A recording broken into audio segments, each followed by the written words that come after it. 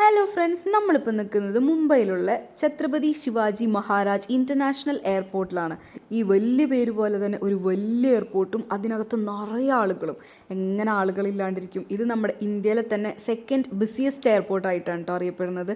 അതുപോലെ തന്നെ 82 ഇയേഴ്സായി ഈ എയർപോർട്ട് ഓപ്പൺ ആയിട്ട്. ഒരുപാട് പഴക്കമുള്ളൊരു എയർപോർട്ടാണ്. പക്ഷേ ഒരു രക്ഷയില്ലാത്ത ഒരു എന്താ പറയുക, ഇൻഫ്രാസ്ട്രക്ചറാണ് കേട്ടോ. നമുക്കകത്ത് കയറുമ്പോൾ ആർക്കും ഒന്ന് ചുറ്റും നോക്കാൻ തോന്നും. അത്ര രസമായിട്ടാണ് അവിടുത്തെ ലൈറ്റിങ്സും പിന്നെ അതുപോലെ തന്നെ എല്ലാം സെറ്റ് ചെയ്തേക്കുന്നത്. പിന്നെ കുറേ പ്ലാന്റ്സും ഗ്രീൻ പ്ലാന്റ്സും അങ്ങനത്തെ കാര്യങ്ങളൊക്കെ ഉണ്ട്. അപ്പോൾ നമ്മളുടെ ബോർഡിംഗ് പാസ്സൊക്കെ കയ്യിൽ കിട്ടി, ലഗേജൊക്കെ കയറ്റി വിട്ടതിന് ശേഷം നമ്മൾ വെയിറ്റിംഗ് ഏരിയയിലോട്ട് പോവുകയാണ്.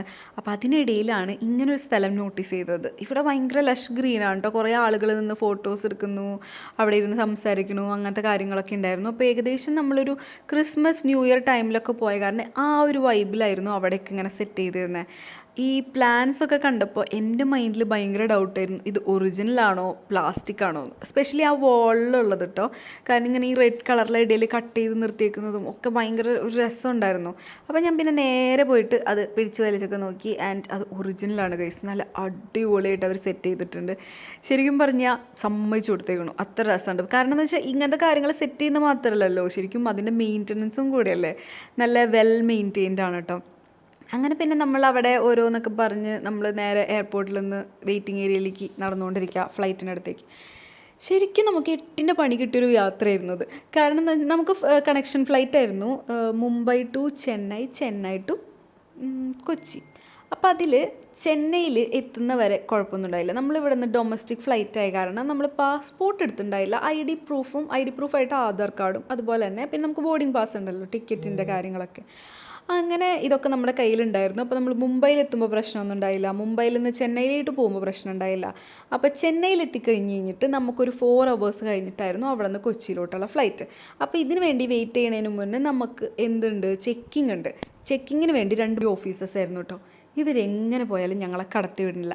കാരണം എന്താ, ഇവരെ നെറ്റ് പറയാൻ പറ്റില്ല. നമ്മുടെ ബോർഡിംഗ് പാസിലുള്ള പേര്, നമ്മുടെ ഈ പാസ്പോർട്ടിലുള്ള പേരൊക്കെ തല തിരിച്ചിട്ടാണല്ലോ, ഈ നമ്മുടെ ഇനീഷ്യൽസൊക്കെ തല തിരിച്ചിട്ടാണല്ലോ ഈ പാസ്പോർട്ടിൽ അടിച്ചു വരിക. അപ്പോൾ എൻ്റെ പേര് ചിത്തിര പി യു എന്നാണെങ്കിൽ പാമ്പുംകാട്ടിൽ ഉദയ് ശങ്കർ ചിത്തിര എന്നായിരുന്നു പാസ്പോർട്ടിലുണ്ടായിരുന്നത്.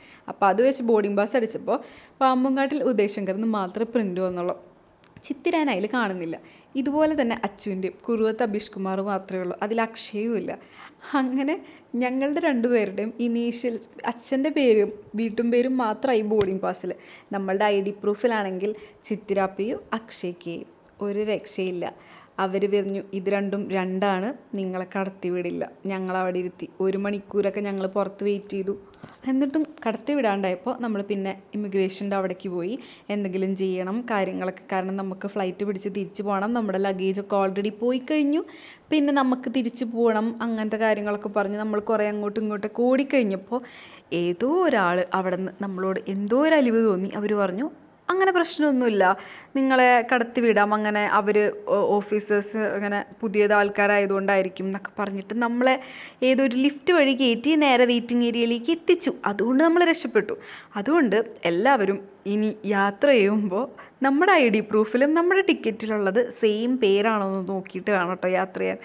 സംഭവം അങ്ങനെ ഇഷ്യൂസ് ഒന്നും ഉണ്ടാവേണ്ടതല്ല, ഞങ്ങൾക്ക് അങ്ങനെ വലിയ ഇഷ്യൂസ് ഒന്നും വന്നിട്ടുണ്ടായില്ല. ബട്ട് സ്റ്റിൽ ഇത്രയും നേരം നമ്മളിങ്ങനെ വെറുതെ ടെൻഷൻ അടിക്കേണ്ട ആവശ്യം ഉണ്ടായിരുന്നില്ലല്ലോ. അങ്ങനെ അതൊരു നല്ല ഒരു എക്സ്പീരിയൻസ് ഉള്ള ഒരു അടിപൊളി യാത്രയായിരുന്നു കേട്ടോ. കണ്ടോ, എനിക്ക് ഇത് കാണുമ്പോൾ ഇപ്പോഴും ഭയങ്കര ഇഷ്ടമാണ് കേട്ടോ, ഇങ്ങനെ മഞ്ഞിൻ്റെ മുകളിൽ കൂടി ഇങ്ങനെ പോകുന്നത്. അങ്ങനെ നമ്മൾ വീട്ടിലെത്തി, എല്ലാം കഴിഞ്ഞു, അടിപൊളി 2 days ട്രിപ്പ് ഓൾ സെറ്റ്. അപ്പോൾ അത്രയുള്ള ഇന്നത്തെ വീഡിയോ. അപ്പോൾ അടുത്ത വീഡിയോയിൽ കാണുന്നവരെ ബൈ ഗൈസ്.